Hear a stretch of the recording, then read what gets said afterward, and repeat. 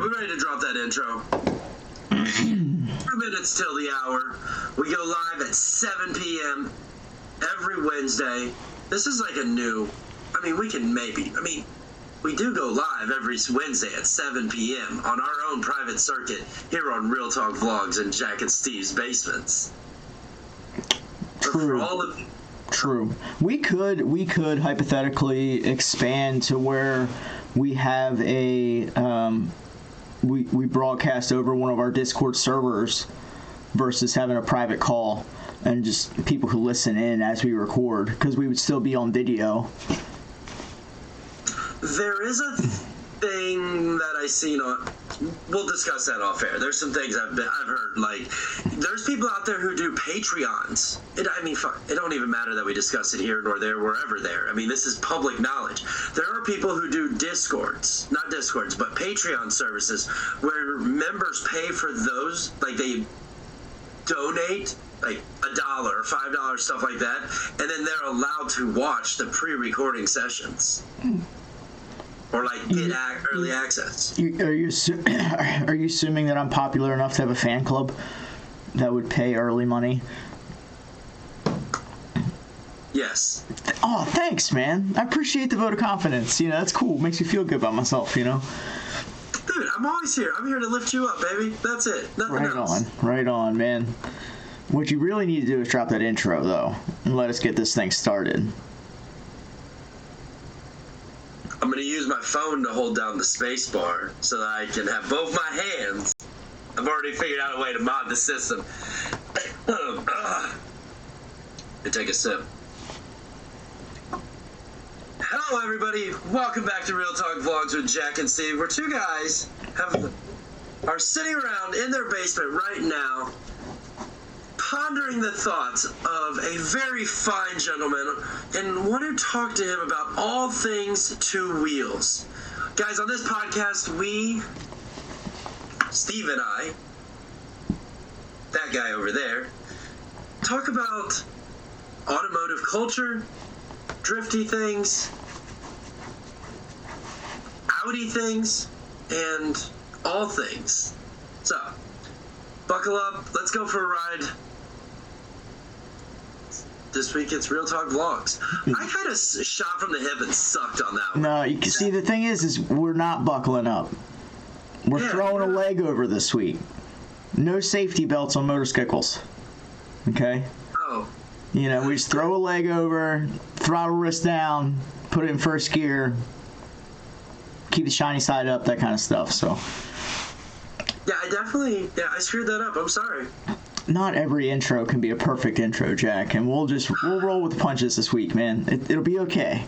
It'll be okay. First question, though. How was your week, bud? Pretty good. It's had its ups and downs. It's nothing major. It is what it is. I got the Yukon. I drove the Yukon yesterday. First and second gear after putting a new transmission in it. New to me. Rebuilt, though, right? No, new Junkyard? to me. Yeah. Okay, all right. Fresh fluid? Fresh fluid, fresh filter. Okay, all right, that's fair. That's rebuilt. Might as well call it rebuilt. It's junkyard reman. All right. The only thing it's missing is the pre-cleaning. Fair. Fair. Long story short, I own 2 transmissions now. My buddy's rebuilding. By buddy, I mean I have a guy, a plug, that I've used several times for other things. He's going to rebuild it for me. And I've got 2 transmissions, so now we got to build a turbo LS, twin turbo, auto drag something. I'm going to build something else because I have a transmission. This is how Jack's project snowballs become creations. Man. If anyone doesn't agree with me or hates me for it, it's whatever. Or wants to instigate it, drop your ideas for something 4L60 in the comment section below. There's my piece. Okay. All right. How's your week been? Oh, dude, my week's been pretty full, to be honest with you. Oh, man, I got it. He's gone. He's back. He's back. That's weird, man. You can't just ask me a question and leave the room. No, I didn't leave the room. Oh, I just shut the door. I changed my ambiance lighting. I took the thing off the space bar so you didn't hear me. I went ninja mode. Okay. All right. Fair.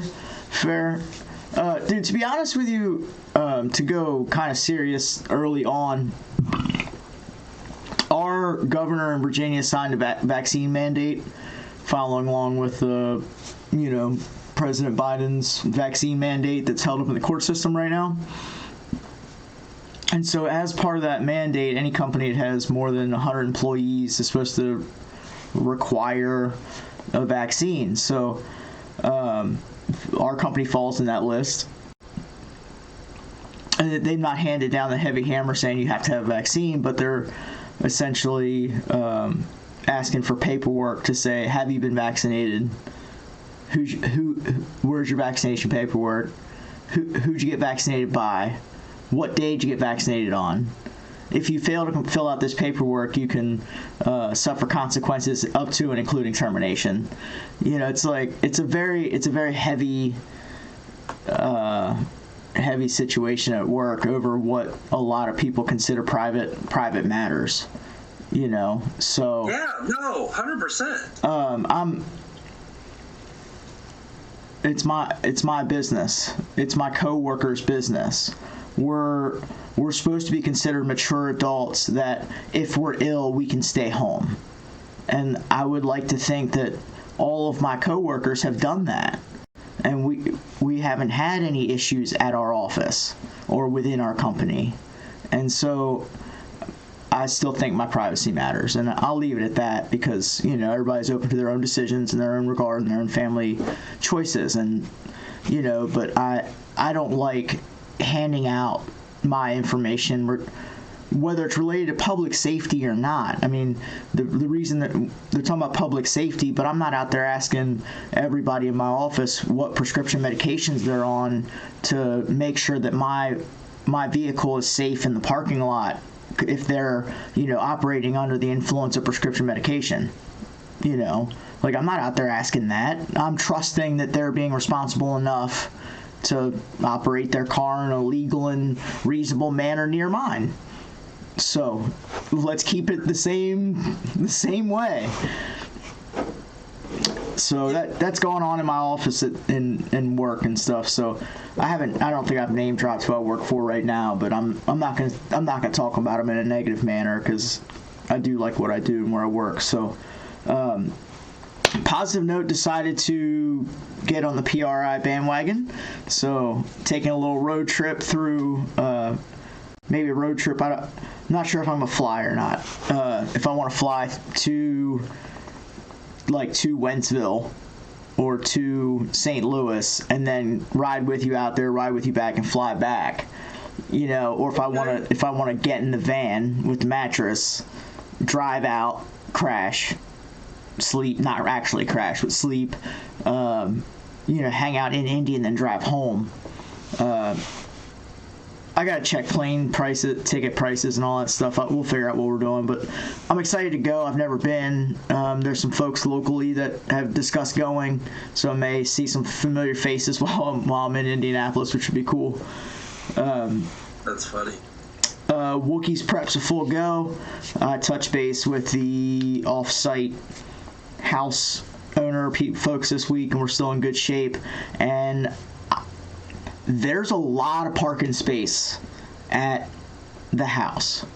So we should do some kind of meet or mini meet at Wookiees for anybody that wants to come hang out, because there's gonna be space to park at the house that we've got. And of course, even if it's not at the house, if they don't want to drive that far out toward Robbinsville, it's off Tapico Road. It's out past the lodge, down that way. But for folks that might not want to cruise out that far, we've also got the camp spots, so they're confirmed and locked in. You have two, I have two. It's gonna be fun. Always is, always will be. Can I interject real quick? Yo, do it to it, bro. Alright, so, mental note. I have the space bar lit because I have ADHD, and I've been told I like to interrupt too much. All right, but you cannot change 3 topics and not let me ask a question. That's some fucking shit. No, ask away. I'm not. You're not in spacebar timeout. It's just, Bro, first off, rewind back to the shit about work. That just affected Jordan. Jordan's actually, Jordan. He's quitting. Okay. Trip is too large of an entity, and he believes in civil rights, and he's like, no. And here, I don't care either way because at the end of the day, I don't work for anybody, so I don't have a mandate on this matter. I am my own self. It's like companies up to 100. What I think might theoretically happen, though, is we're going to see as a society, somebody's going to lash out and sue this. Dude, the mandates are held up in the court right now. The federal mandate is held up in the court right now. But essentially, the states have been let go to do as they please throughout the whole manner, and right, so but it's going to become a local state. Essentially, there's going to people against a state. Yeah, there's going to have to be lawsuits at every level until something is pushed through, and sets a precedent.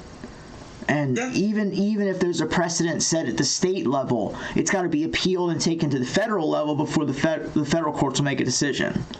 It's a whole process that could take a lot of time, but we've got to deal with the repercussions now. Yeah. So I'll give you a twisted one. This Madam Secretary, it's like season 5. Episode 17, right? At the end of it, that whole thing is about smallpox vaccinations and stuff like this. Right. Long story short. Anyway, moving on. It was a cool episode. There's a lot of weird stuff that's happening in our society, people. When they're talking about papers, it sounds like some Russian movie from 1985 that I seen in 96. Stuff's weird. Yeah. This is going to be fun, dude. Yeah, Wookiee's gonna be legit. I put almost as much effort into attending Wookiees as I do planning Race Wars. Oh, sorry, PRI. Yeah. If you want to you double check the calendar because it's Thursday to Saturday, not Friday to Sunday. And yes, flying out with me is an option. I've already got us all registered. No. I gotta look at the calendar and shit. I gotta look at the calendar. Yep. Look at it, but flying out is still an option. I can pick you up because I'm going out Thursday because I need to attend business and seminars while I'm there. I got it. I gotta kick that around. I've also got my brother's bachelor party that's somewhere in this period of time. Oh, awesome. My oldest brother, so awesome. Congratulations to him. Yeah, it should be a good time, but my schedule never slows down. I wish it would sometimes, but I've always got stuff going on. But random last minute thought. Remember how before we were talking about how could we signal each other without signaling each other? Mm-hmm. Oh, jeez. Stop, man. Stop. All right. We gotta get our guest on. I gotta handle that situation. You gotta push the bar, buddy. I know. You're just yelling at us. What's up, Morgan? What's going on, guys? Oh, we're just trying to give Jack the what for and how to do things on this, masterful interview here. So, anyway. I was trying to give you a what's the word you need for when you introduction of who our special guest was going to be this week. Oh. And no, man, we're gonna wing it and let Morgan introduce himself because that's how we do with these regular folk. Usually, we ask the question, "Who are you?" and tell us how you got to where you are now, and that ends up into a 45-minute winded conversation, and then we ask questions. What would you like to do? How do you want to play it? All right. So I first would like to know why you have crutches in the background. yeah, well, time out. We'll get to that. I'm going to give Morgan a brief introduction. Morgan's been coming to Race Wars for several years now. He is a motorcycle enthusiast and a competitive motorcycle racer. And so as we had Mr. Cal Fortner on a few weeks ago to discuss how people that might be interested in grassroots level automotive racing, I thought we'd head down the same kind of route with Morgan and, discuss the motorcycle industry, because I ride. It's fun. We're coming to the end of a season. I think it's end of race season for him, and there's some big news in the industry. So, welcome to the show, Morgan. Man, I've heard about this podcast through the grapevine, so it's exciting to get to hang out with you guys and see you more, or especially Jack, because I only see Jack maybe twice a year now when he's at Wookiees. So thank you. Good to see you guys, man. Right on. Are you? We were just kicking around Wookiees a little bit. Or is that on your schedule for in April? April is a very, very busy time because, as you know, my brother is getting married. Oh yeah. Okay. All right. Cool bus owners getting married, and MotoGP will be back in Texas. So, as long as it falls, or it should fall. I feel like that's a strong perhaps. That's what I heard. As long as it falls where it needs to on the calendar, I'm going to show up. Because I wanted to go last year. Yeah. But things didn't work out. So I'm trying. I'm trying to get there this year. Well, we're the strong, pokey type folks, so we'll keep jabbing you to insist that you make it work. Facts. Steve and I were actually just talking about about Wookiees and planning and doing some things. Have you ever rode roads like that? Yeah. No, I'm originally from North Carolina. I don't know if you knew that, Jack, but me and you met Andrew. We're both from North Carolina, so he's my brother, so yeah, he's from North Carolina. That's where it originated from. For those that don't know, Andrew brought the Trans Am and the cool bus up to Race Wars last year, and set. Wasn't here this year. Yeah, he didn't make it. We'll let him slide. We'll let him slide maybe, but he had that magic button that went from 12s to deep in the 10s. You know that giggle juice we were talking about before, Jack. Yeah, that was that car's fun, but one of my friends is going to end up with giggle juice on their out. I don't know which one. Somebody. Good man, but no, me and Andrew are from North Carolina, so do I know those roads? Yes, we used to make the annual pilgrimage out there on the bikes.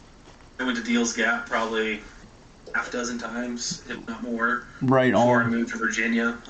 Oh, nice! So you've actually been through there. Yeah, no, my buddy actually lives in Asheville.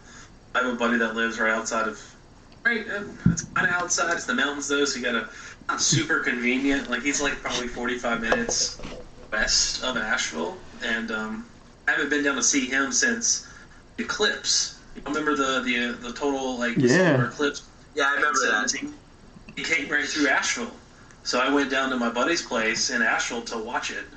And that's been about the last time I saw him, one more time that year, and then things got weird, and then COVID happened, so I haven't been back since. Right on. To answer your question, yeah, I know those roads. Nice. That's cool. That's going to make that so much more fun. You're, adding another player to the family to a thing without them having to go through the noob in the kind of just already a veteran of the road. Not on roads to the level of Tail of the Dragon, but when I first met Morgan, he had a BMW S1000 RR, and my red car was on the road, and there was more than one time where I just played chase. So Morgan can ride down some back roads pretty good. So I'm not concerned about having him as a guest at our little camp spot at Wookiees, but without a doubt, there are some folks that go down there on bikes that I would not want to be riding near or driving near with them on that road at that time, But I trust this guy. He can roll in our squad. we go. I appreciate it. Right I have on. slowed down. I will admit, since I started racing stuff on the road, I've slowed down a whole lot. When it comes to riding around and being silly on Yeah, public roads. I get that a little bit. I don't know if it's since we've been renting the drag strip in Ohio, or if it's been the car's been on jack stand so much more. But I know that my street demon side slowed down a little bit too. So, but with You know that's all just getting old, right? Yeah. No.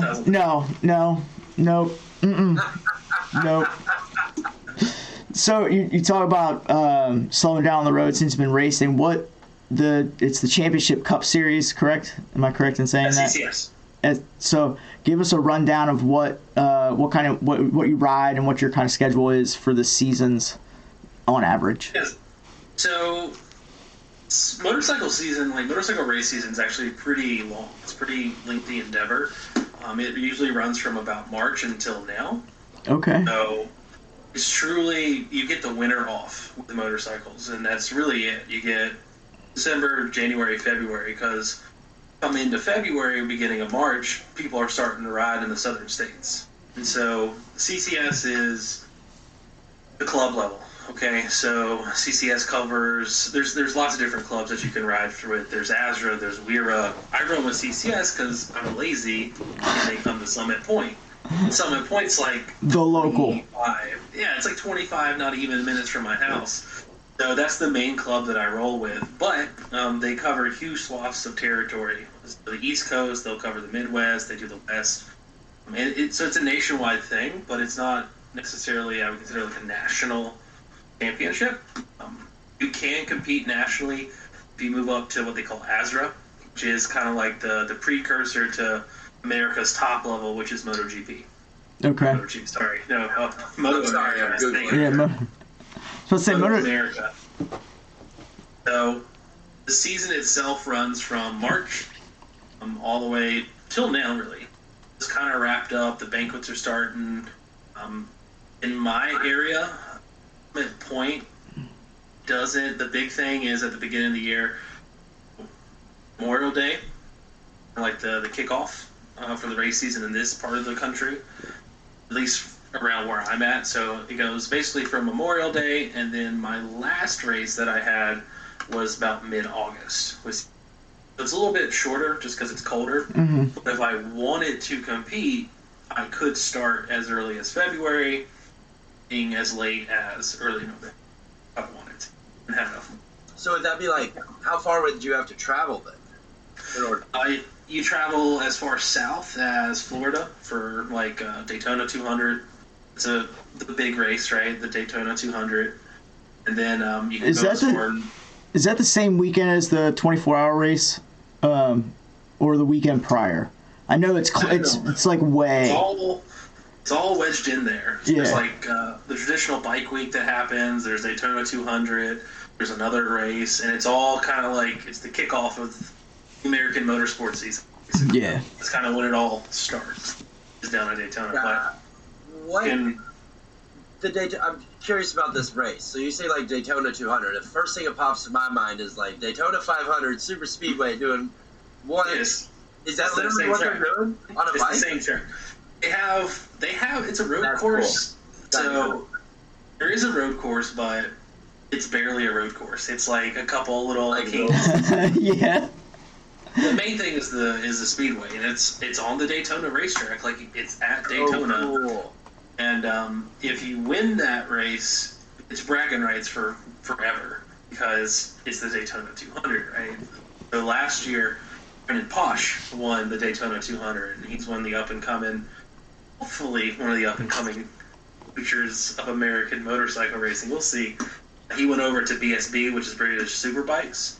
He competed in like their Super Sport, which is like the mid-level bikes, like the 600s. He did okay. He did all right.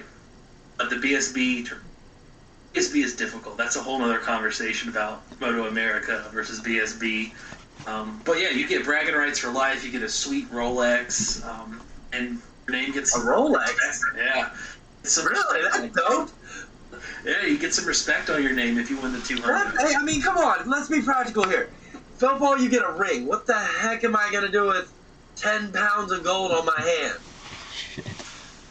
Like, At least the Rolex will tell me time, and it'll give me direction if I know how to use the compass function with the stick built in. You can just post on Instagram like unnecessary shots of your Rolex.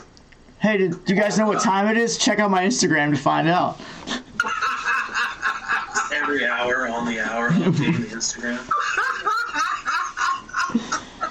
So you, I know you've mentioned Summit Point, but you've also run NC Bike, correct?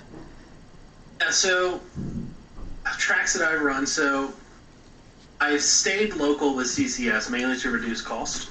Because a race weekend entails more than just showing up on race day.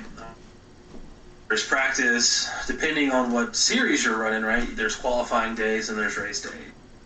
I'm doing what they call sprint races. There's only 7 laps. There's practice on one day, and then depending on the format, it's either like twin sprints, meaning you do 2 sprints in a day, or it's 1 sprint each day. And there's a bunch of different classes, and I won't really get into that, but it's not just like show up at the track for, fun hours. It's a commitment. It's a pretty big commitment, too, because if you're not local, you got to travel.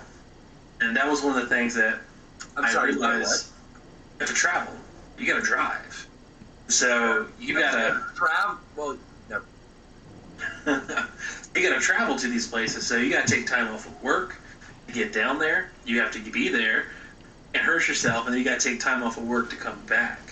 One of my biggest limiting factors was if I were to go do race weekend somewhere else, I'm taking a minimum days off of work, travel, get down there, get back, and then if I get hurt, how that happens. But so I stayed local, went to Summit Point instead of venturing really far out. But yes, I rode NC Bike. I've been to VIR, been to Jersey, all the configurations of Jersey, so T-Bolt, on Lightning. I went to Beaver Run. Beaver Run, it's no pit race. Okay. Apparently it's amazing because they redid it. I wanted to go to the Carolina Motorsports Park this year, but it didn't happen. All right, I got to interject with a quick question here. Yeah. A lot of these tracks that you're talking, are they bike-only tracks? Like, could I bring a car to it? No, these are all car-friendly tracks. If you have a Porsche, come to Summit because Porsche Club of America runs Summit Point. They own every single weekend there. Go look at their calendar. Access it's every single weekend, but it's the closest road course to DC. Yeah. All the money rolls out to Summit Point, and these are all car tracks. You have to go further south to hit bike-only tracks. We don't have any really around here. Do they tend to be narrower or shorter, or what's the difference? Generally, they're just smaller. They're just smaller tracks, so you don't have as much room. So you guys know with cars, like, you have to have enough room to pass somebody. Right. Like, you got to have enough room for at least 2 cars to be beside one another, like in apexes or in corners, because that's where the passing happens. Right. So a lot of motorcycle tracks are much smaller. They fit cars beside each other at some points. So got it's it. a motorcycle track. I know I've been to a bunch of the outdoor go-kart tracks I've run at have I don't want to say supermoto. Is that the little ones with like little dirt bike with street tires? Supermoto? Yeah, the Minimoto. Minimoto. Yeah. They run like go-kart and Minimoto tracks. They're all the same, which is kind of cool. Side note, that's the thing next mission I'm on for Colton. We're skipping ATVs. We're going straight into like tag carts? Yeah, tag carts. Right on, man. Yeah, that series is legit in terms of kids racing, but I have jumped down the rabbit hole before of like the little kids on like 50cc bikes, and it's like a full-blown everything shrunk down under a full-size helmet, and like the helmet just kind of bobbles back and forth. It's so cute, man. And they're fast. Yeah. Okay, I was gonna say I go up to Sandy Hook Speedway, which is in Maryland. And, I've run go-karts there. Yeah, so you know where it is. Yeah. But you'll go out there, and that's why I run the Minimoto. So I have like a little 125 bike. Looks like a dirt bike. It has road tires on it. So that's cool. I go out there, and there's kids that are on probably not familiar. I don't even know how to pronounce Ovales, Ovals, OHVALE, Ovals bikes, right? And they're like little mini. Yeah, they're like little mini road bikes, and there's little kids out there that are no joke, maybe 8-ish. Okay. Just based off their sides, and they're cruising around there just like dragging elbows. And it's insane, like the confidence level, and I think back, it's like, wow, if I would have started when I was right 4, right? Like how far along I've been. But, you can't change stuff like that. Right, It's for sure. Fun to think about. You so you do I run. want Colton to be in a dangerous sport because the wife will not let him. No, it's not even the wife. It's the grandma thinks that he's going to chop his toes off every time he comes out to the garage. So he's got to have a dangerous gas-powered sport. Just to skip. It doesn't have to be gas, man. The electric carts are fast. Fair enough. I'm okay with that too. All right. Now, talking about fast and not fast, Morgan, you run 2 different classes of bike, correct? I do. For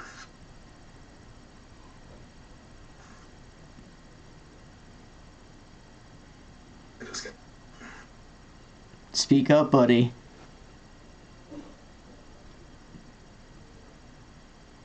You hear me? Yep.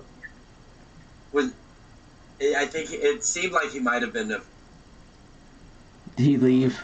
Did he say goodbye? Are you on Wi-Fi?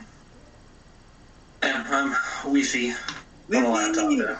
Oh, Wi-Fi. He'll be all right. I'm back. You're back with us, man. So two different sizes of bikes you run. You run a little one and a not little one. How big is a not little one? So they're about the same size. Bikes are actually a little bit.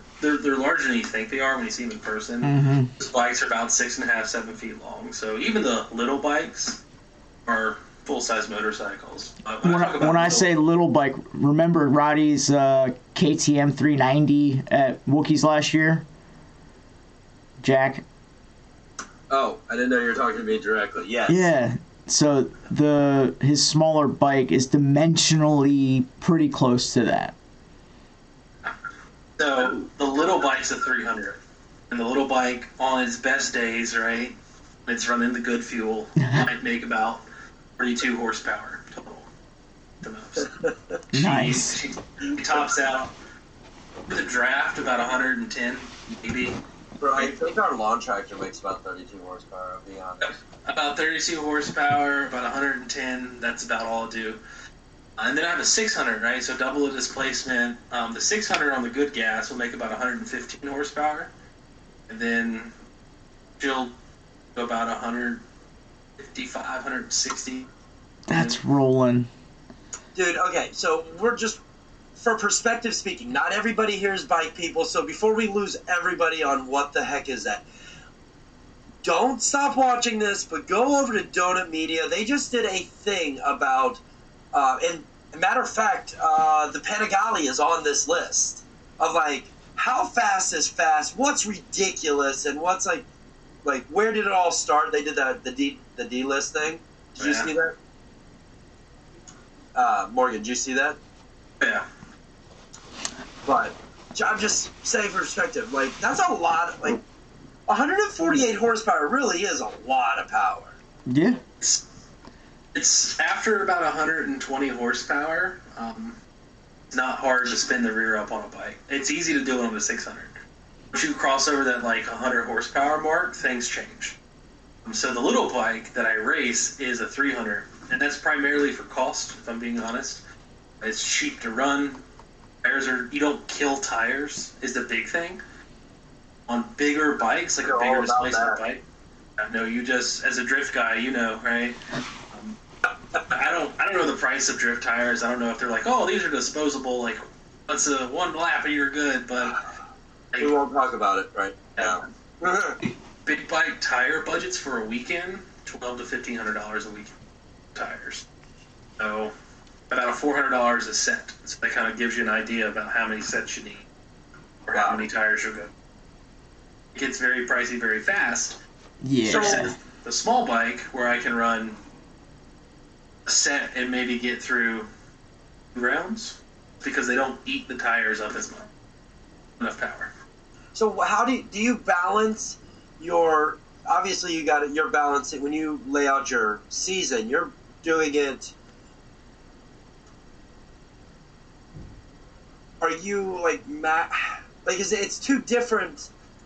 It's not the same series of racing, right? So like in in my case, I would say like go to Grid Life versus this grassroots event, like go to Clutch Kickers. You would do something similar with 2 different bikes, or can you do the same series, I guess? So last year what I did was I raced with a group called Moto Gladiator. Moto Gladiator kind of got me into racing. It was a very approachable format because prior to last year, like I didn't race that much, right? It was expensive, right? I didn't know where to start, so the series was incorporated into what I was familiar with, which was track day. New track days. I know how track days worked. I've been to a bunch of track days. So they had track days they had races within a track day. That's where I started. But to answer your question, you can show up with 2 bikes, right? And you can race multiple classes, do multiple races, and there's only, 1 club at a racetrack a weekend. You can jump around from club to club if you really wanted to, but it gets pricey because every club has their race license and own this and own that. You have to pay everywhere you go. So I stuck with CS, Moto Gladiator, this year because I was already familiar with Moto Gladiator, and DCS was, as I said, super close. They did Summit, and that's what most everyone did. So I noticed, we were talking earlier about like the cost coefficient of things. Would it be effective to add an EV bike to the fleet, removing the fuel cost of the Primo fuel? We all know it's already going up. And run, like, say, maybe retrofit your very nice rig that you have with solar and run that class as well? Is there an EV bike class? There is an EV bike. Not a lot of bikes show up, though. It's very limited. And a lot of first place potential? I don't know. Right, just sweep it. Yeah. I don't know if you would really save that much money because big expense is your consumables, right? Yeah, you can run the good fuel, or I can run 93, right? On MR12, which is what I run, we're looking at about, on the 300, 39 horsepower versus 42. On the 600, you're talking like 120 versus 112. Yes, it's more power. Is it going to make or break the bank? Probably not. So switching slowly to EV for being away from the fuel cost probably wouldn't mean much because if anything, with the torque that they have, you'd probably chew up more tires. And tires still expensive. Yeah. Yeah, but from a career standpoint, getting in now and having all that seat time in EVs and how they react and how they perform, frankly, on the racetrack, that information is more valuable, wouldn't you think? I'm pushing. I'm curious. A devil's advocate for sure. Yeah, like getting in now would be great, but a competitive EV bike that you don't build in your garage, $40,000 out the gate. How many manufacturers make EVs? That's a better question. Off the top of my head, that I can tell for sure, I know about 3. I know Harley. That's the only one I know of. For competitive, there's Ego Motorcycles. I think they're Canadian. 100% sure on that. Lightning Motorcycles, Zero Motorcycles. Those are the only ones I can really think of right now. But it's the cost of entry is almost double right now for a traditional, like a normal gas bike. And that's like a nice one. You could buy like a junker secondhand, like an older R6 like I did. You can get out there racing. You can take the bike out to go do stuff like $5,000. Right. This is not a huge not a huge used market. So you'd be buying new. You're already $40,000 in the hole. Then that's a lot of race seasons just to buy the bike to get going. You know, Yo, these things look good. These look good. If I had more disposable income, that might be different, but I'm a pretty normal person when it comes to income level, so like I can't make that I won't make that jump. Right. No, but you can dream, can't you? So you're Hey, honestly, go ahead, Jack. Yeah, I let off the space bar. Good. Yes. So you obviously you have road bikes as well. When we met, I didn't know you had race bikes of any sort, or did track days or anything like. What's your road bike history? My road bike history. I started riding when I was 16 or 17. I 100% remember now. Well, you're only 22 or 23 now, so. Basically, man. So it was like 2006, 2005, something like that. I started riding, and the main reason I started riding motorcycles is that I wanted a fast car, and I had a Civic EX, right? Her D16, right? Oh, yeah. Speed automatic, just junk. I was like, you know what? Like, I'm gonna deck this thing out, and I started researching it. I was like, this is gonna be way too much money. Then I jumped into BMW cars, right? So me and Boomer got off pretty good at Race Wars because he had the E36. Right. So I had a 95 E36 M3, right? That was gonna be my track car. And I quickly realized that my eyes outweighed my wallet by a big, like, astronomical amount. Yeah, it happens to the best of us.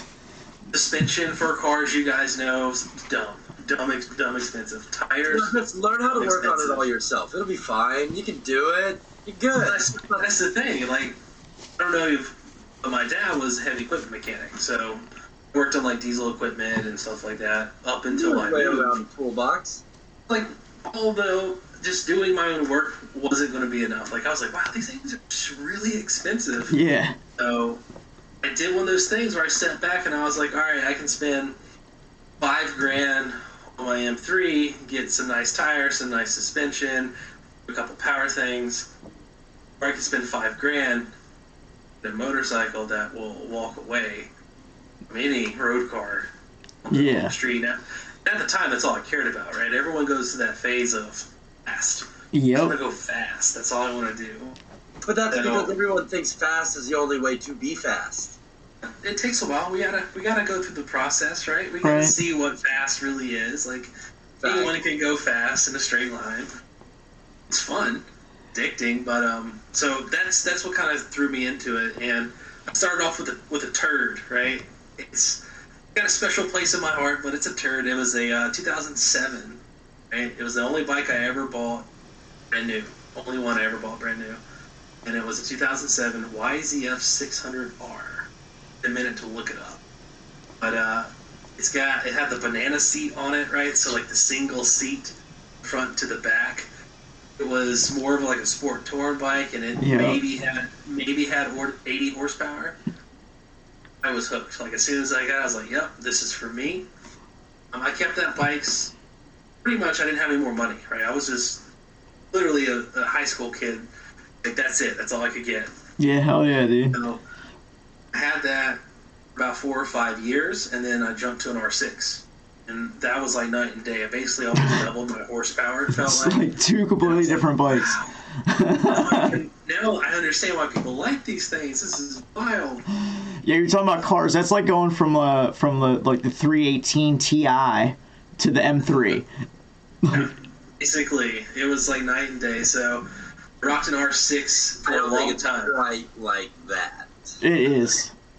No. It's a lot. There's levels. There's levels. A 318 to yes. To a what again? To an M3. From. Okay, maybe to an M3. Look, that is not what I thought I heard you say. I thought you said like a 330 or something. No, well, I mean, like. It's so irrelevant. So talking about the different levels, like you saw my bike at Race Wars 85 CB650. Like that's not a sport bike, right? No, but it's right. It is. What's that? Yes, it is if you drive it like one. Well, it is. Yeah. What's that last thing you proclaimed to me? It's an R. It's a sport bike. It's RC13, actually. It is a sports bike, right? In its time, when it was designed, it was a sports bike. Yeah, in its time. But my point is like that bike will, in all of its 1985 glory, is still about as fast as a lot of cars are now, right? And it's not a sport bike. It's not a modern bike. It is not a modern sport bike. And so when you talk about like performance of cars versus bikes, right, and going down the bike route because you wanted to go fast, there's nothing like you have to ride any bike to really understand what that's about. It's the acceleration. Yeah. It's hard to describe. It's like, why are sunsets good? Why do boobs feel good? It's hard to describe until like you do it. So the acceleration, and you might have to correct me, but I don't even think Formula One cars out accelerate GP bikes. Like MotoGP bikes, someone fact check me. I'm pretty sure it's like the fastest accelerating thing they have. Maybe not top speed, but just pure acceleration wise. Well, they're like 240 horsepower at the tire and sub 400 pounds. Like it's up and it's over 250 now. Oh my God! They're very secretive about what it is. Are they? And they're still less than a liter, right? So they're all running like 999. Yeah, they're right. It's basically a liter bike. Yeah. It's right under it, but they're over. No one will come out and say it, but the estimates is around like 2.5. That's insane. So we talk completely unrideable without electronics. You cannot ride that bike without electronics. So when you talk about horsepower of that caliber, I mean, it brings to mind a lot of the, I guess, I don't know if you call them super bikes or hyper bikes, or like the like Kawasaki H2, right? Like you can go to a dealership and buy a supercharged motorcycle that comes with 215 horsepower, 225 horsepower, and that's not the race one. That's just the regular one. It's the one that still has the gentleman's agreement, right? Not all bikes, all the gentleman agreement. Thing coming out of Japan, electronically limited to 186. Yeah. Any bike that comes out of Japan. Ducati doesn't listen to that. Ducati releases stuff that'll do. Oh yeah, 186.4. So Ducati release stuff that will go faster. MV Agusta release stuff. You can get like one-off bikes that'll go faster than that. Okay. Yeah, you can go buy an H2 and have 215, 220 horsepower on tap. That's which is mind-boggling. Yeah, I mean, you talk about being unrideable without electronics. If we go back, I mean, 15 years. I mean, we talk about Roddy's his 1199, right? And that's got electronics, sort of, right? It was sold with electronics. We'll put it that way, and that's from 2012. So if you go back to like 2010. What were the extreme bikes in that era before they got to the traction control and anti-wheelie and stability control and all that? Prior to 10 or like in the 10s? I don't. Whenever I don't know what the time frame at which ABS and traction control and all that came into the bike realm. It started in 2010. Okay, so before that, what was the extreme before you had the electronic nannies saving your ass? So prior to 2010,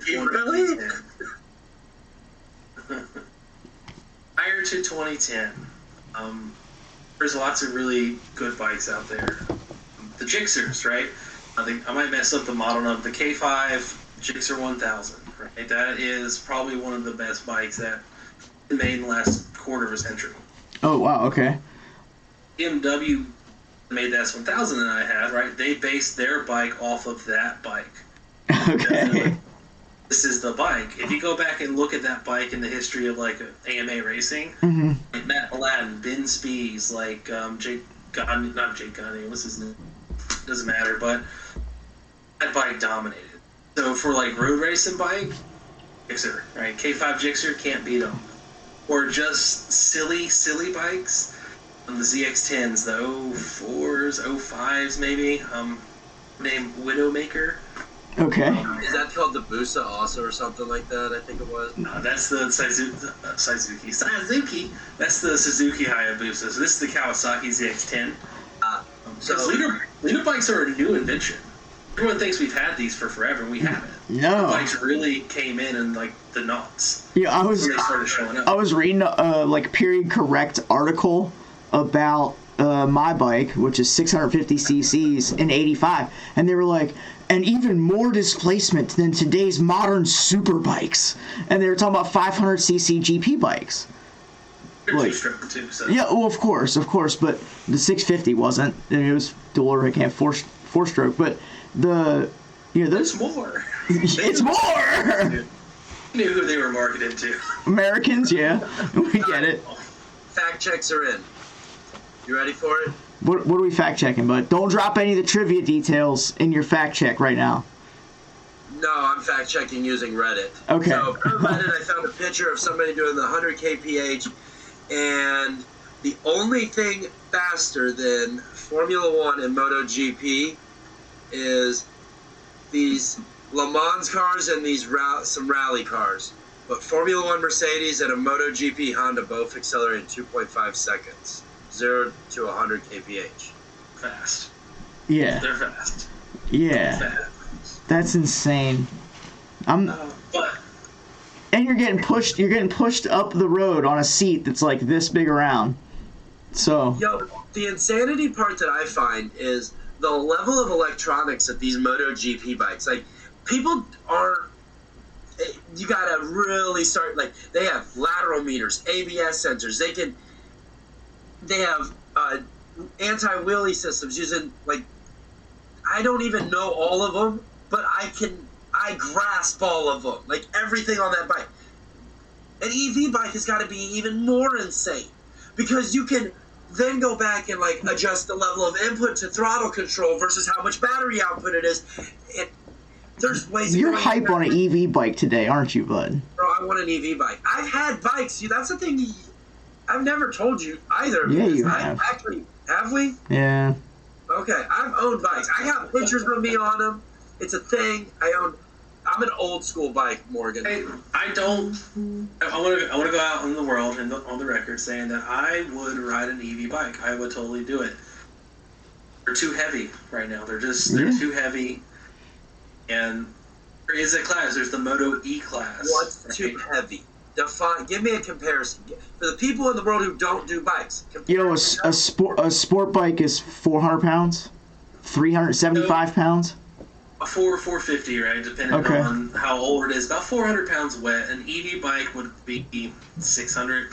So it's just to give you an idea. My dad has a early 2000s Honda ST1100 sport touring bike, and much more on the touring than the sport, and it's 650 pounds.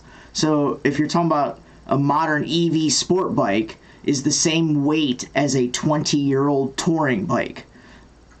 But is it more like power to weight ratio? It is. Like, do they have to increase the mass to offset all the excess? I mean, I don't even know how much power one of these things makes. I mean, that's the thing about bikes, and that's what makes them so appealing, is that they're so fast because they're so light and so much power. If they can figure out a battery technology that is lighter, shove it in a bike, I would ride it. Like, I don't have a real allegiance to like gas powered anything. Yeah. If that's faster, take that thing. Right, for sure. It's not faster and it costs too much. So and then there's sacrifice eventually here. There's a lot. I mean, every couple pounds you add to a motorcycle, it's that much worse at handling. You know, like every pound makes a significant difference on a bike. More than just adding a speaker to the trunk of your car makes a difference. You know. I've had a Suzuki Hayabusa, Jack. Right? I've owned one, and that's a trophy-winning bike, by the way. I took it out on the racetrack, and So here's a good example, right? So I can go out and I can go do a race, and a race is about 15 minutes. I do track days for about 30. Next year, I'm looking at endurance racing, right? So I have pretty good bike fitness. That's cool. Right? So I got pretty good bike fitness. Took a boost out one time, and I was like, my first time, so I was like, all right, I'm gonna take it easy, right? Warm myself up, and I'm good. And it was right before lunch. I was like, I'm gonna go out. Track's warmed up, grip's good. I'm gonna push it a couple. So they have a little clock on the dash, right? And it said it was like 11 o'clock. I was like, okay, let's go out. And so I go out, I do my warm-up lap. I'm like, all right, here we go, honey. We're gonna hit it. I'm going. I do my first lap, and I'm like, yeah, I'm feeling it. It was an NC bike, right? And I was coming around about halfway around the second lap. I was transitioning over, and like as I transitioned over, right, your head's kind of down. Like I noticed my face shield fogged up in the middle of summertime. What's going on here? Why would it do that? I was breathing so heavy and so hard. Like I was breathing so hard, like I had exhausted myself, and like I realized, like, oh my god, like dying. Like I hit it in, right? I came back to my stall. I put my bike up on stand, sat down, looked over at the bike. It was like 11:07.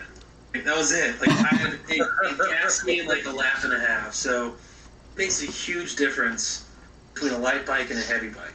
Even if you're like fit and in good bike shape, it's hard to describe like how much more difficult. It's like go walk upstairs, now put 100 pounds on your back and walk up the same stairs. Like it should be easy, but it's like, geez, this is hard. That's funny. So well, the same concept though. Ooh, nice. What are you drinking? You know what we're drinking here. Already know. Oh, there's that ribbon. That's the preferred beer of racing. Preferred beer racing always. Because it's one of the cheaper ones too. You notice the theme here with my life?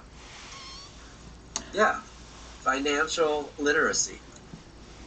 I don't have enough money for that. Let's go race motorcycles. Nice.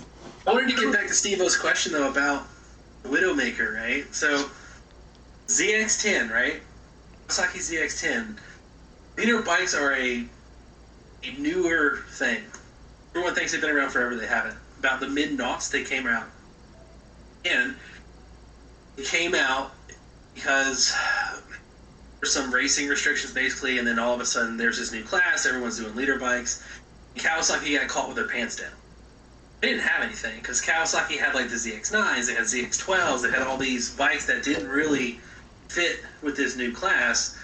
They were just getting handed, like they were losing everywhere. So Kawasaki, they had a 600 at the time, right? And instead of taking the time to develop and figure out what to do, make a good leader bike, they do what I consider is amazing because it's what any good old boy would have done that had the ability. They took the 600 frame, they shoved the leader bike motor in it. They're like, this is fine. Yeah. They sent it out there, so that bike, it's not a lot shorter than a normal leader bike. Like, we're talking like an inch or so, maybe. Yeah. But that shorter wheelbase made them notoriously difficult to control because it would wheelie constantly, and it was super twitchy. Like, it wanted that fast movement. Like, you're on a big bike, you got a super twitchy bike, so they got the name, the Widowmaker, because everyone would go out and buy it because of Kawasaki, right? And it was like a really, I won't say poorly developed, it was just hastily developed motorcycle that punished you for rookie mistakes. And if you have a driver's license, you can go buy one, like right now. Like, there's no regulation, just go ahead. Talking about... People should have, wait, this is 2021. There's more than enough bandwidth for idiots to Google stuff before they buy what they're buying. There you go. Talking about stuff that was hastily developed, the early Carroll Shelby Cobras you could get with a 289 cubic inch V8 and worm gear steering. Like, that came on your tractor. Why overpay? Why overpay? Right. Exactly. You don't need that. It's probably from a tractor store. Let's be honest. So they're talking about the leader bikes developing. I mean, they kind of essentially went, all right, 500s, 700s, 750s, 800s, 900s, 950s, and when do they stop? What? So, I mean, the best thing and worst thing ever to happen to motorcycles is the EPA. Is the what? EPA. Okay. So that in Euro 5, Euro 4, Euro 3, those regulations. Right. Because you can only get so much power out of a bike, and then you guys know, like, all the catalytic converters that just, like, kill horsepower. So as you're approaching the 2000s, right, all of a sudden, these older bikes that have a lot more displacement, right, but aren't necessarily as highly tuned, right? Yeah, you got a ZX12, but she only makes 140 horsepower. Right. Oh, okay, well, that's a little low. What do you think about today's bike when that same, 100cc motor would probably make 180, 190 at least? So it basically forced manufacturers to make larger displacements or develop their bikes or tune them more. So, higher revving engines, higher compressions, better valve trains, better metals in the engine themselves, right, to get the performance that they wanted. It's happening again. Like, it's happening now. All regulation is doing is inspiring a bigger, better product. And it's, like I said, it's the best and the worst thing because it kills the fun bikes because it takes them a couple years to figure out, like, okay, this is how I can make this work, and then it gets a little bit tighter. Right. And then, like, there's new stuff comes out. So, like, right now, we're in literally a resurgence of 700s and 900s and all these weird displacement bikes that we're like, why are these here? Is to, like, curtail environmental regulation. Because they can't cost-effectively produce a motorcycle now, like a traditional 600, make the amount of power to pass emissions and still come in at the right price point being you to buy it. So they can't do it no more. They're switching it up, and they're like, all right, we're going back to 700s. We're going to 900s. Right so on. I think you're going to see more of, like, composite frames and even... For the street. Or for sure not for the street for a while. If anyone does it, BMW will do it. So basically just going to slow them down so they can build proper motorcycles for us daily Joes. Well, I mean, yeah, BMW is... Evo knows I had a BMW, so a little bit of a BMW fanboy. I am an Aprilia. I am 100% an Aprilia fanboy now, though. It's a gorgeous bike, by the way. So, BMW in 2010, right? You're asking me when things changed, right? 2010 was the year. BMW came in with electronics. There were no electronics before. There was nothing. There were no electronics at all on bikes. And then BMW showed up with the traction control system. That was it. They had traction control and ABS. Like, by electronics, you mean, no CDI, computer No, the nannies. The nannies. Oh, the nannies. I mean, there's engine management for sure, but, like... the biggest bike I ever got on was a 98... 9R. That was my bike. I bought it wrecked, and I've started putting it back together. Carbureted bike. 100%. But it had CDI. Carburetors. Evo, have you cranked your bike on the side note, or is it coming to the house in the spring? No, I start my bike like every 2 or 3 weeks. And just like sit in the garage and get up to 10. Yeah, I ran the hell out of it down the strip at Race Wars, man. It ran a solid like 14.1 at 96 miles an hour or something. And all of its 80s 40. It floated the tire, surprisingly. What? Just lift it. I can pop a wheelie on the 300. You don't need that much horsepower. Yeah, I popped a wheelie on a 250 before. But like, not from like the launch, but like, okay, off the line and just into the throttle, and then that bike is like, like the last 2,200 RPM is where everything is, and like. Tire comes up, and then you're through the power band so fast that the tire comes up a little bit, and you're just like off the gear and shifting again. But, did you say 22 RPM? Like, no, maybe 500. I don't know. It's not much at the very top. And so, like, I think red line on that bike's like 10 grand. 10.5, you know, and that was way high revs in 85. But shoot, 600 now are doing what, 14.5, 15? Yo, I thought I've seen 20, don't you? What? We're not quite up there. Yamaha got in trouble for fluffing their RPM numbers when the R6 first came out. When you see like 06 R6s, they have this ridiculous tack that rolls up to like 19 or 20. Yeah, exactly. It doesn't. It's capped at like 13.8, 14.2, which is still insanely high. Yeah, it's nuts, man. But yeah, no, they don't rev that high. It was a little bit of a marketing thing. But BMW in 2010 introduced electronics, right? That was a game changer. Everyone was trying to catch up. That's why Roddy's bike, right? It's a 12. And Roddy's bike has like rudimentary traction control because they weren't ready, right? I wasn't ready. So if anyone were to bring in composite pieces or composite parts, Jack, I think it would be BMW.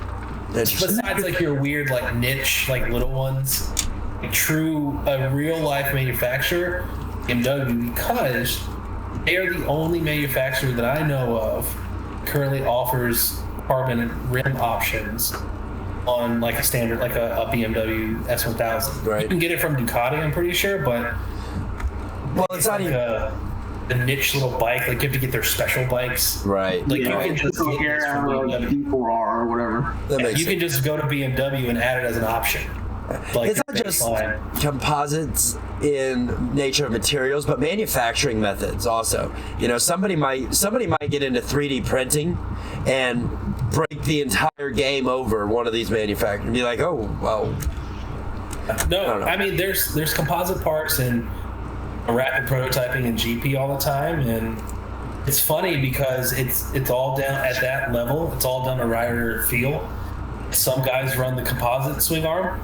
Some guys don't. But the benefit of those composites is that if a guy's complaining about like, oh, it feels funny on the side when I'm going through the corner, they can literally just add a little bit of material and send you back out. And you're like, I don't really like that. But it's developing. It's still in the upper echelons of racing right now, so I don't see it coming down to production stuff for 5, maybe 10 years, realistically. We'll see stuff in the racing here.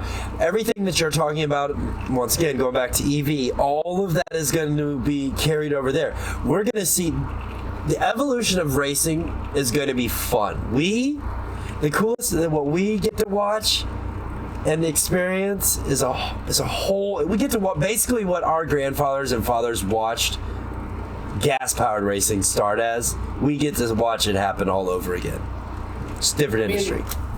I'm a fan of motorsports, honestly, and I'm a fan of racing. It doesn't really matter particularly what the racing is. I have my flavors that I like.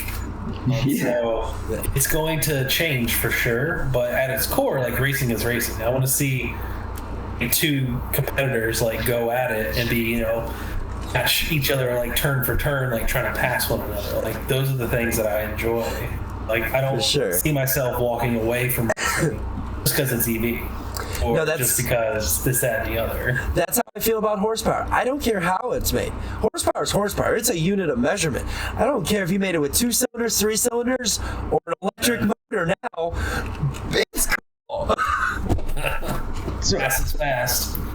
Talking about fast is fast there, Morgan. How many racehorse trophies do you have? Not that many. I showed up with the Busa that year. I showed up with the Busa, and it's the Busa. That's it? That's the one, huh? Yeah, so I did that one, and then I showed up with the 300 and the 600, and then Roddy's never going to not show up with the panty. Yeah. He's out for the trophy. Like, that's all. Even knows it. He knows it. Okay, why is the panty always, like, perspective? I'm really not a bike guy, so perspective. Put it in. 175 horsepower at the rear tire. Not a little bit more. So what do we got to bring? What would somebody, not we, what would somebody? Car-wise, you got some modern, like, hyperbikes would beat it, but car-wise, like a hybrid turbo RS3, something that's trapping 145 plus. Like Okay. One who consistently runs 145 miles an hour plus regularly. Okay, that's So car-wise, you're talking about something in the nines. Because Roddy can run 10s, and Yeah, he was 10s.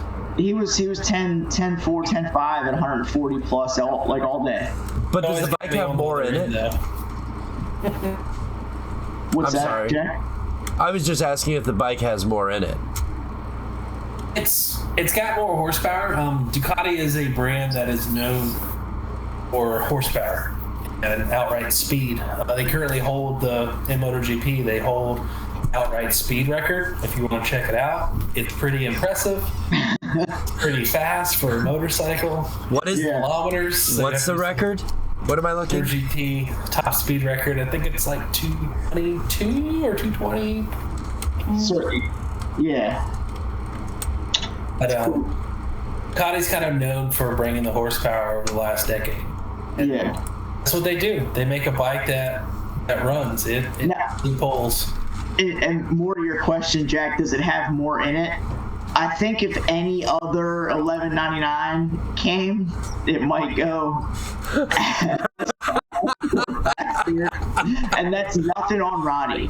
Okay, we're good friends. I love the boy to death, but he always wanted a hyper bike, right? And so when he had a Monster 1100 Evo before he had the Panigale, and so when he got in an incident with the Evo, he went looking for a bike, and that's essentially the cheapest Panigale that he could buy at the time, and over some time he's found the reasons why.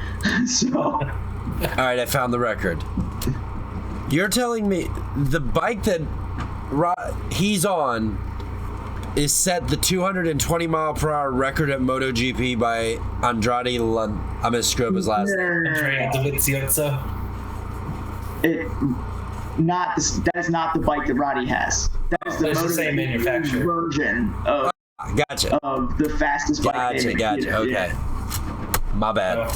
Still quick, but that trickles down from GP there.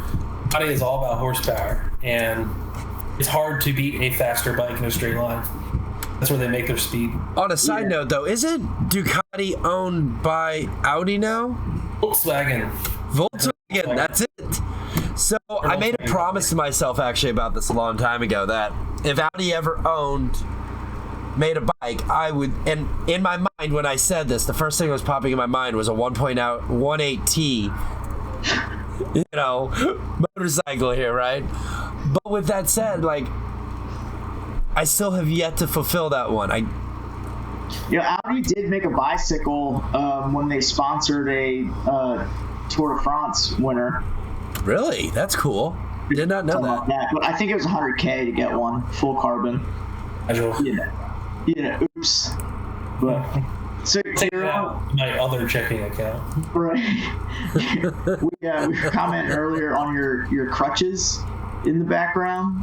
Yeah. And we know that you had an incident on track here in August, I guess. I had a little. How long is your injury list, and how common are injuries in motorcycle racing? I've been fortunate. There's guys that wreck well, right, and guys that don't. Okay. And I'm fully in the middle, right? Okay. I don't wreck very often, but when I do get in accidents, I do tend to get unlucky here and there. So as far as injuries, lots. Injuries that will be with me for a long time. I've got I'll be around for a while. So this most recent one was at Shinny. Did you see the video by Shinny? I did. Okay. I don't know if Jack saw it. I'll send it to Jack. I don't think I did. High side there. The important part is about a minute 30-ish. Watched it if you want to, but it was October 10th, right? And it was mixed conditions, which catch me out all the time. It wasn't really dry. The race started, it was dry. It was like around 6. It was the race, right?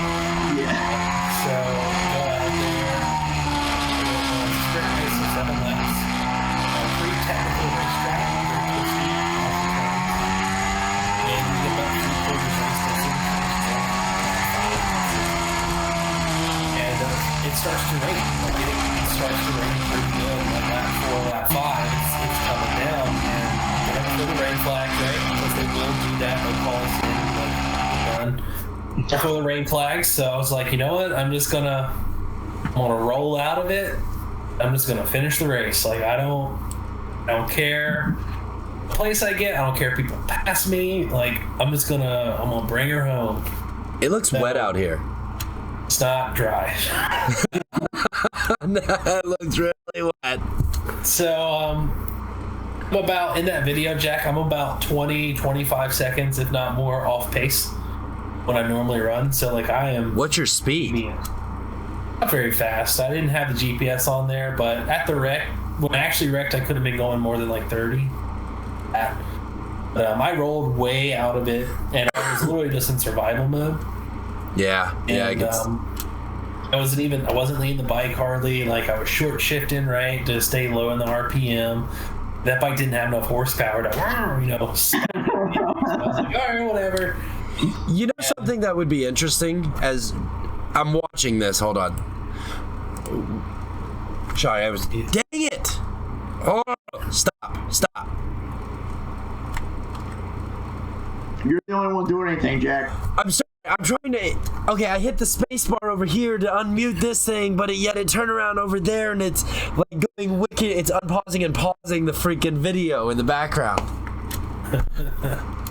Oh, spacebar is a bad button to set as a hotkey, is what I've learned this week. No space bars, but Sorry.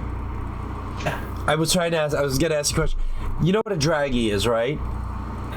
I was just sitting here, and as a semi-pro professional MotoGP rider, with multiple bikes, and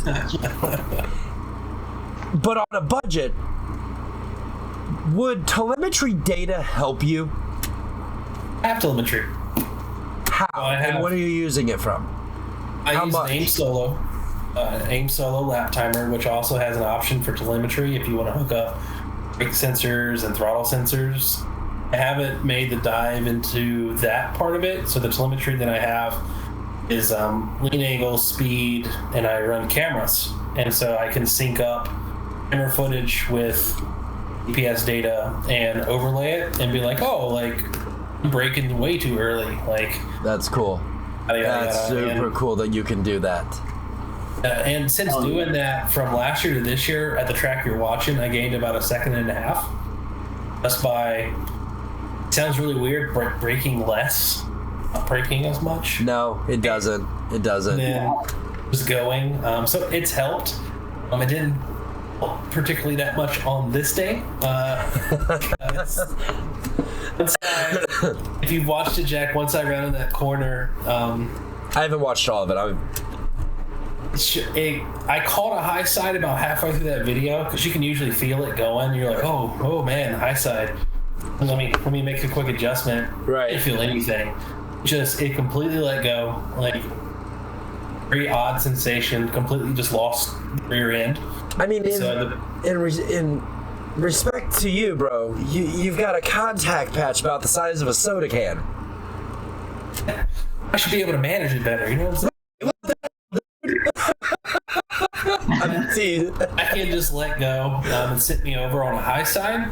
So a high side is what it sounds like. It's when you get thrown over the high side of the bike. So the bike rotates back over itself, or you go over? Like if you're in one angle.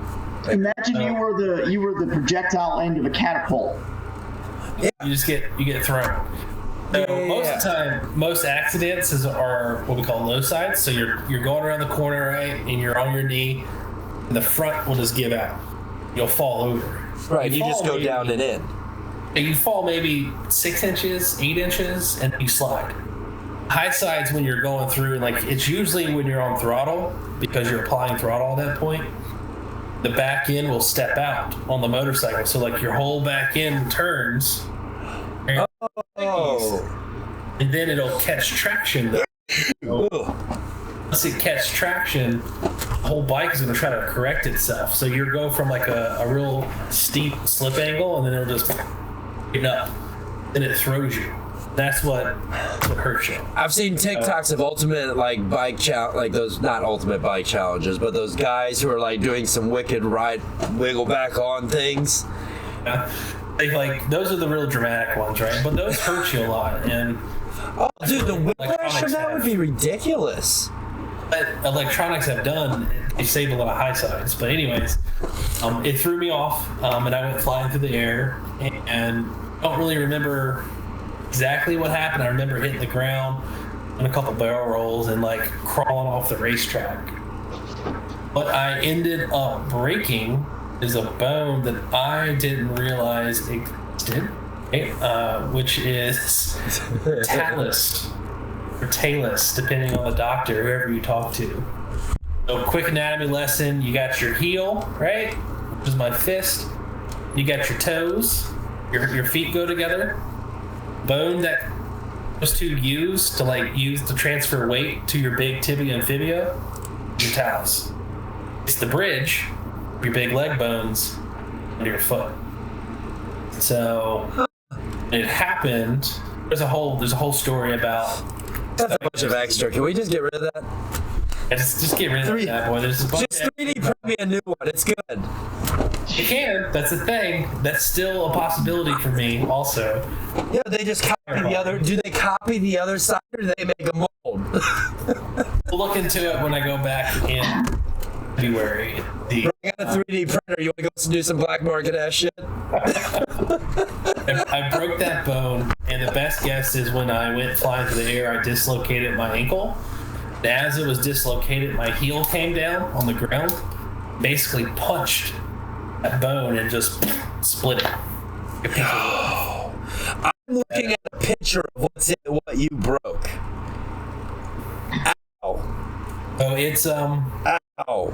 Otherwise, it wasn't that bad.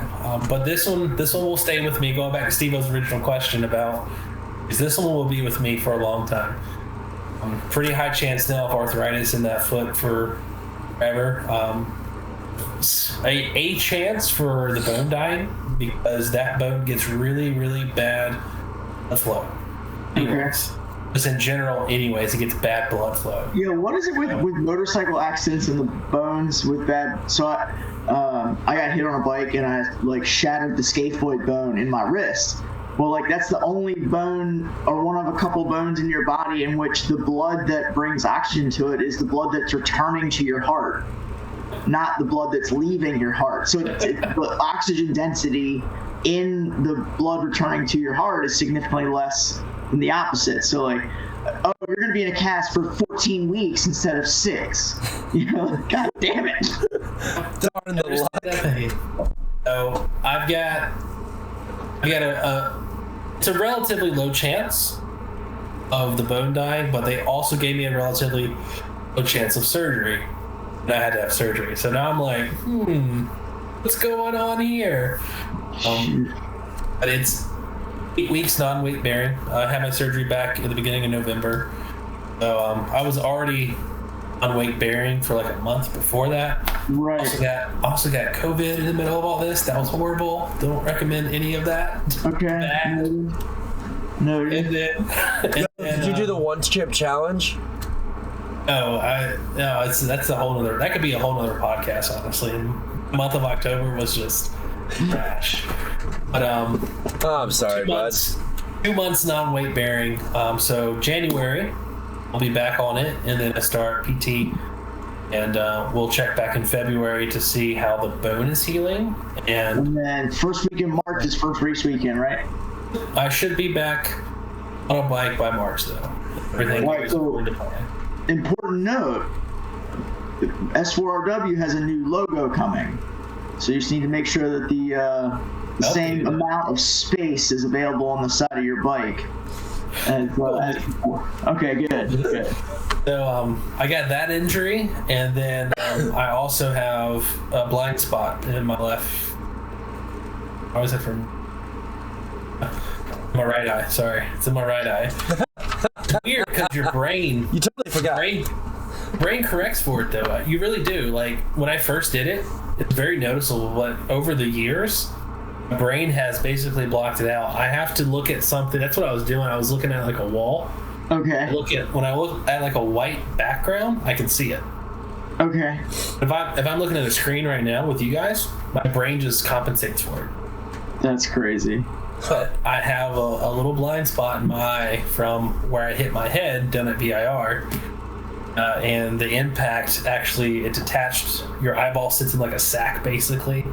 It detached my eyeball from that sack. I have a little blind spot where the light doesn't reflect like it's supposed to. What does a blind spot like that look like? Like, I'm curious. Like, how could somebody describe that? Have you ever stared at a car headlight for too long and looked away and had like that little dot? Yes. That's what it looks like. All the time. That's what it looks like.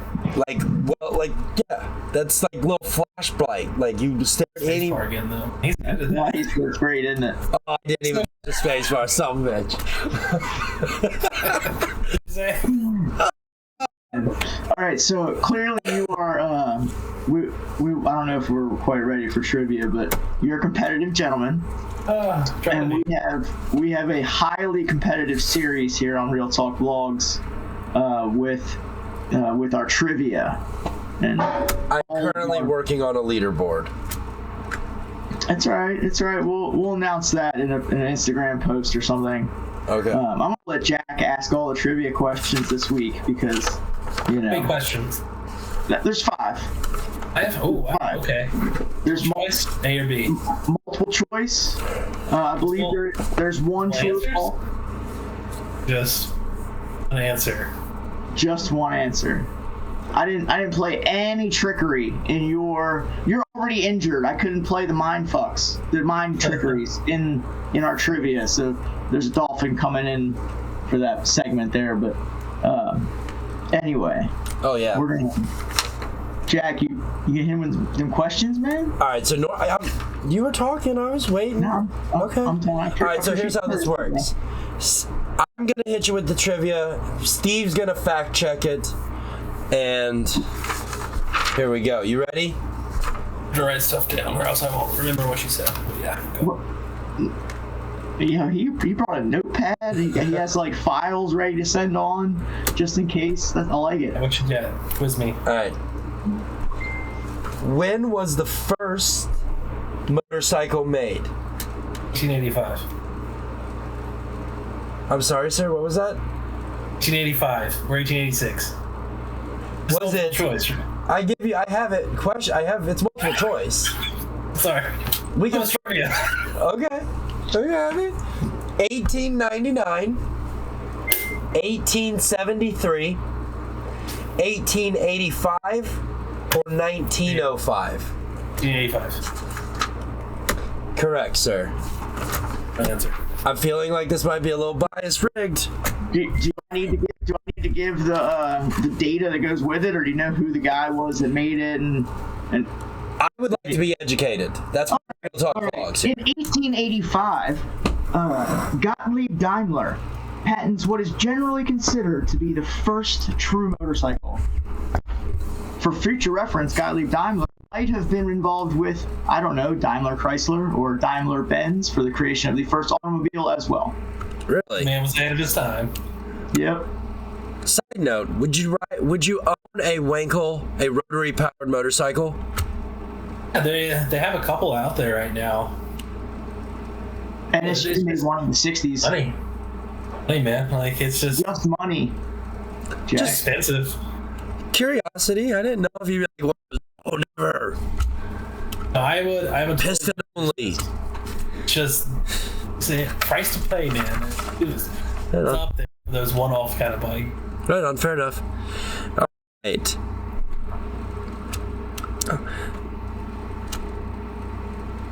Sorry. The island of Mon-TT is the longest running motorcycle race in the world. It's the Isle of Man. It's the Isle of Man. What did I say? Isle of Man. The island of Man. It's the Isle of Man. Hey, don't knock my dialect. It's the Isle of Man. Worldwide known as the Isle of Man. Not in my world. We're in Jack's world now. You can have your own world in decentral encrypt. We're not going to go there. The island of Man TT is the Isle of Man TT is the longest running motorcycle race in the world. When was the first Isle of Man TT? Do you want me to give you the answers? The possible answers? I don't know. I know how long the race is. It's 37 miles. But I don't know when the first one was. All right. A, 1918, 1901, 1907, or 1913?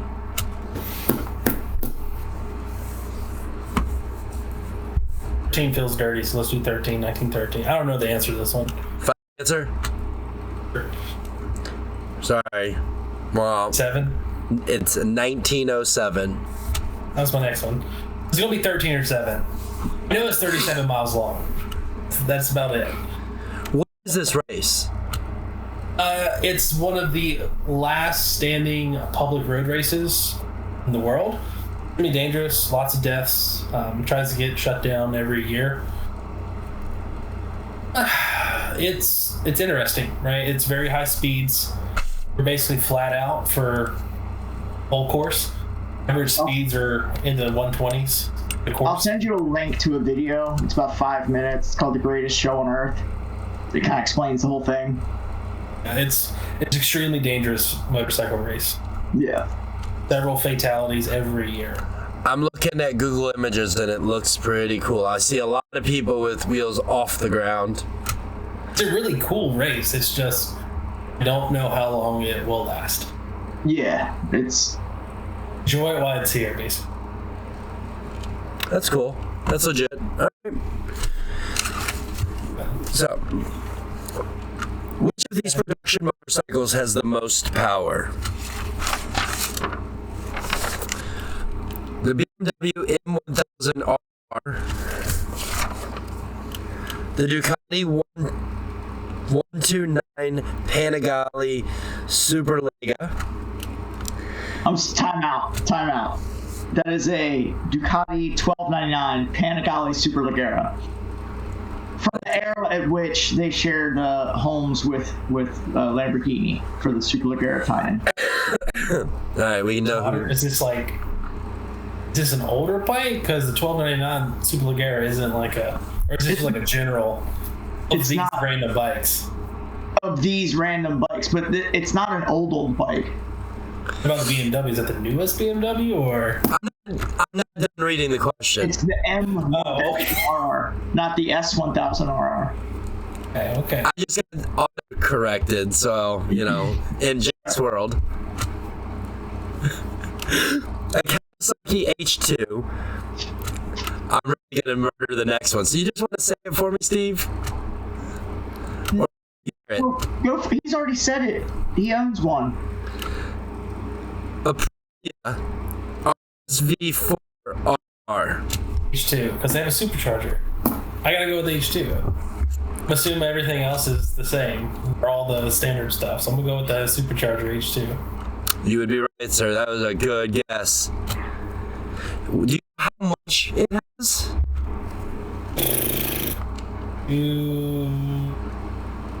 I don't know.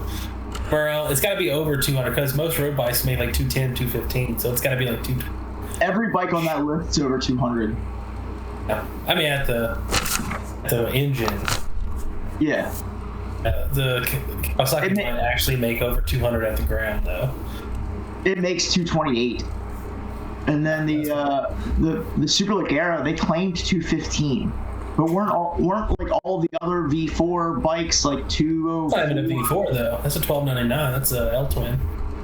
Well, I'm in a V4.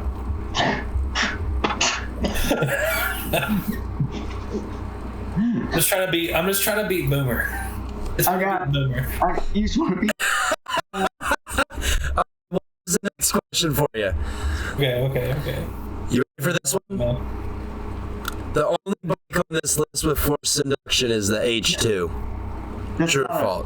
That's not. No, that's the fact check. He read the fact check.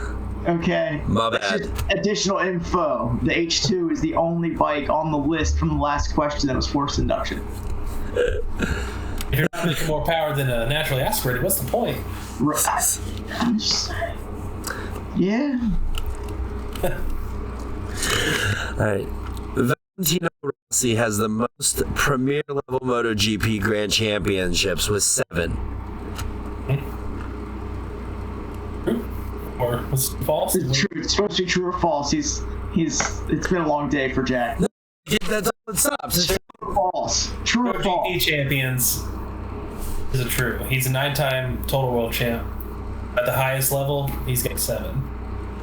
He's got a 125 and a 2. All right, so I didn't make these up, but this is what this says. It says false. It's gonna hurt your feelings, bro. False. Are they saying the 500s? Are they counting 500s different? Oh, it's false. Giacomo Agostino won 8 in the 9 years between 1966 and Yeah, Agostino 1975. has like 11. Thought you meant. He's got 15 overall, but I'm talking like it's related to. Wait, I thought the question was: does Rossi have 7 world championships? Half of hearing. True or false? Does Valentino Rossi have the most Premier level MotoGP championships with 7? So like. Oh, I didn't. Let's see. I didn't hear that. No, he doesn't. Agostini for sure. He's got 11 something. 9. He has. So he's got 15 if you count like the 125s and the 250s and the lower level stuff. And the same thing, but the same thing goes for Rossi. I mean, if you add in his other lower level stuff, the number like skyrockets, right? So he's got 9 world champs. He's got 125, 250, 500 GPs, 115 wins, 89 in the Premier class, 432 starts, 239 podiums. Like, I know this man. No, he is not the all-time leader. I'm taking that back. I'm getting a redo. Play the tape back. I didn't hear that. This is where the trickery comes in. you need to read the additional info there at the bottom. There's only one line, Jack, and it's very important. I read that. No, Rossi is still the GOAT. You started going at it, so I just stopped. Oh, all right. See, that's fair. That's fair. Jack claims to be a motorcycle guy with his 900 RR from 2 millennia ago. No, I am not a motorcycle guy, just like I don't auto very well. No, Alright, well, it's the last one so I can get it right. Here we go. What's the score right now, Steve? I should have got 2-2.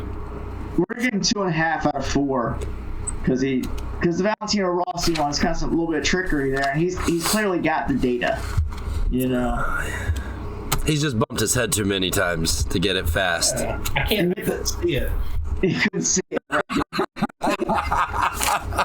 That's my blind spot. What's number 5? What we got? Here we go. Most miles recorded on a motorcycle.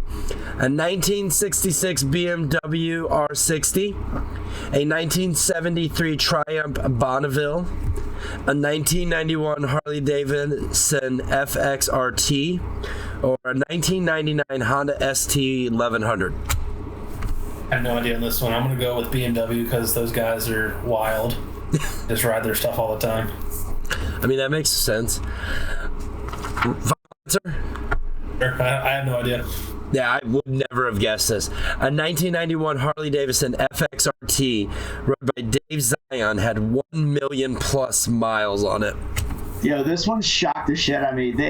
I like looked it up. I was like, yo, it's gotta be Honda, because like my dad has a ST 1100, and like in the ST 1100 group that he rides with, there's like 3 or 4 500,000 mile bikes. Like these dudes like retire, buy an ST 1100, and then ride it everywhere. You know, it's just like their thing. Like 300,000 miles on one of those things is not uncommon. It wasn't like the odometer probably stopped working, and he read the number. He turned it over 16, 17 times. You know, it's a million, whatever. It did. It shocked the hell out of me. Like I was surprised that it would be a Harley, but flip back, their specific power output is like no horsepower per all the displacement. So those engines are not working hard, like Lazy. at all. You know, and then like the typical guy, like the average Harley rider, like he goes on a cruise, he might rip like into the throttle once or twice in his 100-mile cruise, you know. It's like they're never working hard. Getting on the highway. Yeah, I was kind of amazed that somebody put that many miles on is the FXRT, is that the one that's is that the Eric Buell bike? Oh, it's so Harley does this weird naming convention for their bikes that no one understands. Okay, all right. It's like FXRTHLX. That's like, what is that? Yeah, They all have all their normal names like Fat Boy and then like Softail and, you know, all these other ones that you're like, oh yeah, I know that bike, but the actual model designations are horrible. Okay, all right. My Harley, I think, is like an FHLTX something another Fat Boy. Just like, what? Yeah, I did. All right, so I'm looking at. Go ahead. No, you do it. I wasn't looking at the screen when I hit the space bar. All right. I was when Fred and I went out to the West Coast and brought a Subaru back and had the unfortunate happenstance of meeting a Subaru mechanic in the Salt Lake City area. That guy had this stash of Harleys in the back of his Subaru shop. There was like 10 of them just lined up, but they were all one specific model that Eric Buell had designed the frame for, right? And like when he worked for Harley or when he was doing Buell motorcycles, part of that bargaining agreement was he was going to do some like suspension design, frame design, and that is like that bike is appreciating the most out of any modern Harley, and it's the least modern Harley of any, like it's the least Harley there is. That's outside funny. of like the electric ones. Harley's been peddling century-old technology for a premium now for a while. Hey, they got it down to an art. Don't knock it. Their business model is don't change anything ever. If they do, just go further back in time to older designs. Go further back. There's a fairly successful person that works in the office below where our office is at in Manassas. I've got to call a timeout. My foot's hurting. I got to get up for a second. So all right. you can either come back in a little bit or we just go wait like 5 minutes. I was gonna say, to be honest, this after trivia is about that time where we let our usually call it done anyways. Yeah. So plug your socials and tell us where we can find Mr. Morgan to follow the activities and the racing and next season and whatnot. But this time is yours, and then we'll say bye. Well, I don't really have that much social media stuff. I'll be honest with you guys. Like, if anything, if you're gonna do follow the Reality, follow the Racehorse page. I'll be hanging out with you guys all the time, so Fair. I don't have a lot of plugs or anything, but I do have to. I hate to cut it, but my foot's starting to hurt. So All right, man. I have to get up and waddle around for a while, and then Do it too. We hope you feel better soon, man. And we will catch up with you sooner than later, preferably. Morgan, I'm gonna send you a care package. there you go. We'll talk more motorcycle history. I'll All go right, back brother. and listen to this because Agostino's the number one. I know it. I know he is. All right, gentlemen. I'm out. All right, man. Later, Take it dude. easy, buddy. Later. You guys. Hello, Steve. Yeah, I knew he was going to do well with the trivia, right? And because dude's a motorcycle guy through and through. Like, we need to, at some point, get a follow-up with him because we didn't get to his car projects. But he has a manual swapped diesel Mark IV Jetta. So he bought like a junkyard automatic diesel Jetta with the automatic slipping it on its way out and swapped it. And then put a custom taller last gear in it. And then he picked up the first car that I ever towed with the Racehorse trailer was a engineless 944 Porsche that is also on his back burner. That's hilarious. And you guys talk about me and my excessive amount of project weirds. Yeah, I got problems, man. Not like a good project. So next week's guest though is going to be awesome because they're going to be able to help us with all of these projects, especially as we get them closer to completion. Me personally, I'm anxious to talk to him because some of you may know I have an RSX Type S in the background. So does Steve. He has an RSX. I'm not a Type S. I was getting ready to say base, but it's all right. So he's got, We strong as hell out here, guys. he's got a base. I've got a Type S. It's engine swapped. We'll just call it that. And mine's sat in the field for a while and smells really funky and needs some life saving on the inside. So I'm kind of curious what this guy's got to say and I don't know him. It's another one of Steve's great old friends. I'm very fortunate to have run into the people that I have in the years that I've been doing the race war stuff and hanging out at Audi clubs and just doing car stuff and just chit-chatting with the right people. Next week's guest is Berlin McKay. He is the proprietor of Premium 304 Detail, and their shop is actually in Maryland, but I met him doing car meets because he also organizes some cars and coffee and cruises and stuff in the region, and as somebody else that plans car meets, we can kick back and forth all the headaches that go with that. So he's a good guy, and